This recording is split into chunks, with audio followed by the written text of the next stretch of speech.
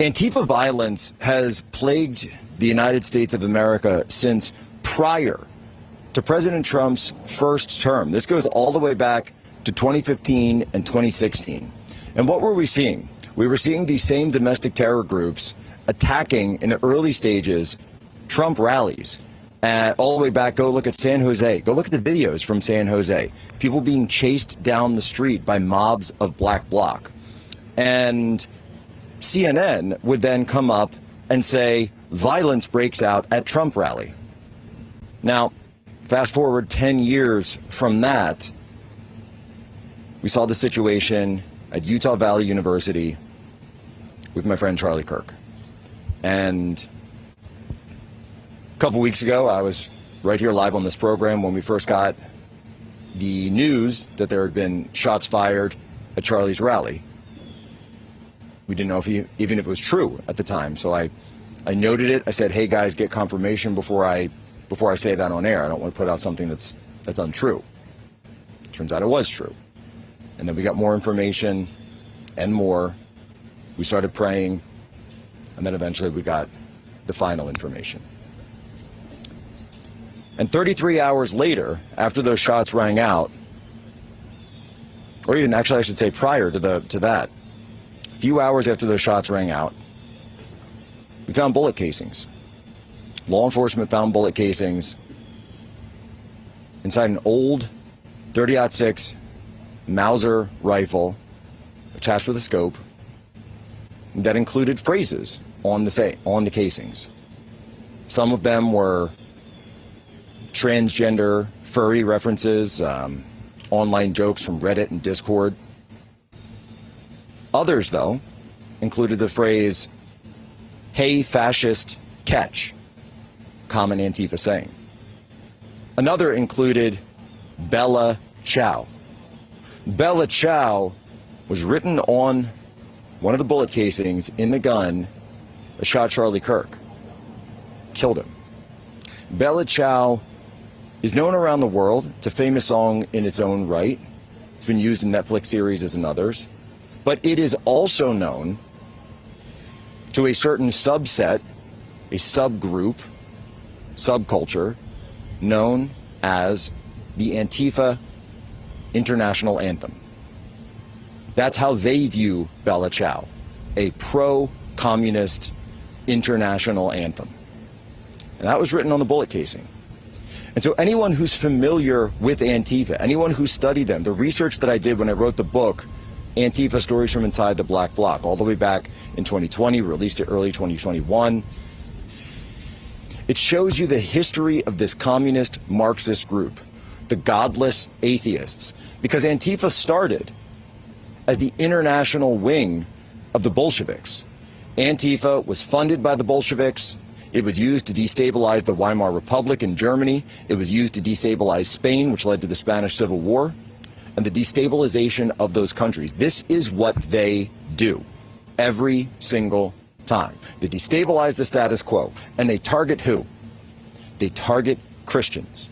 They constantly target Christians and specific individuals who they believe are standing in the way of their revolution, standing in the way of their supposed Marxist utopia.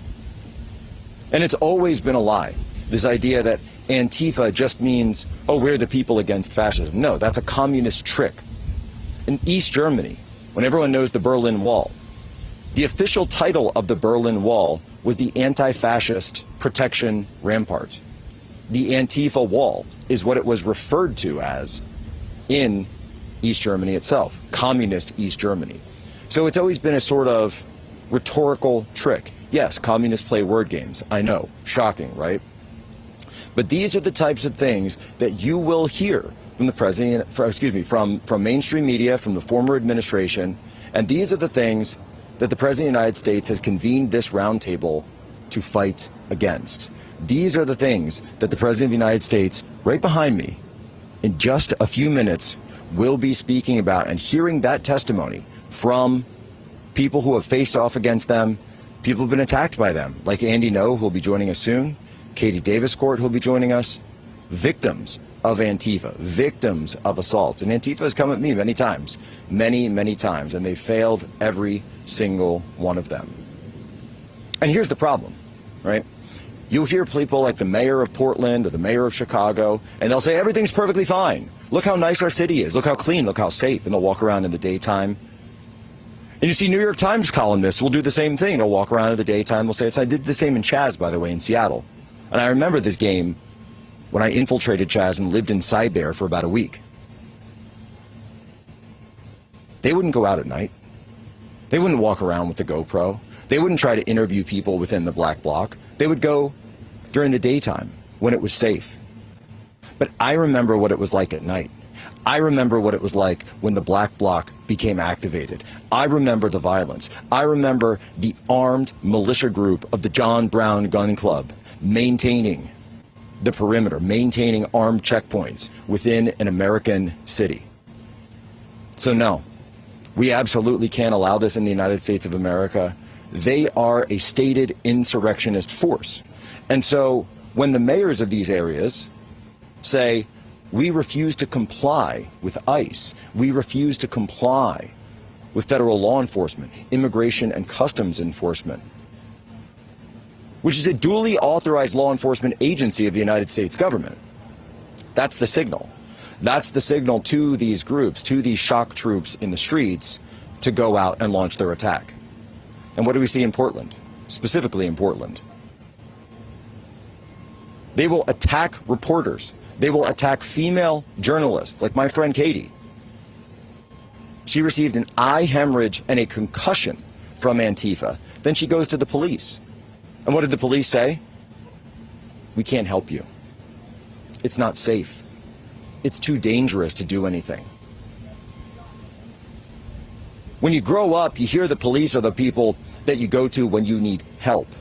But what happens in these cases where a system, a city, a locality becomes so corrupted by ideology, so captured by Marxist hate, so captured by domestic terrorist ideology, that the own police force itself not only will not help a victim like Katie, but will even arrest a working journalist like Nick Sortor, who was arrested, I think it was the next night after Katie was attacked. He was arrested while defending himself from Antifa that were assaulting him. Nick Shirley as well, another individual who will be joining us today at the round table. He's someone who's constantly been assaulted in the streets. And in the wake of Charlie Kirk's murder, by an individual who we know, who we have evidence of, verifiable evidence of, ascribed to Antifa ideology, enough to the point where he was willing to put those words and phrases and symbols on his bullet casings. The next week, shots fired by another domestic terrorist in Dallas, Texas, at an ICE facility. Then the ICE facility in Chicago. It is very clear what's going on here. The domestic terrorist networks are being given aid and comfort by a political system that has gone completely around the bend, that is in open rebellion against the President of the United States. And yesterday on this program, I put out the call. I said, Mr. President, invoke the Insurrection Act. And if you do, and call in the National Guard, because if the police won't help you or can't help you, then that is why we have a National Guard. And if the dereliction of duty of these mayors and governors to not sign the order to call in the National Guard is so vast, is so lacking, then it is incumbent upon the President of the United States, who has a duty to carry out and execute the laws of the United States. He swore an oath to do so. It is his duty then to do what is necessary to maintain the laws and the order of the United States of America.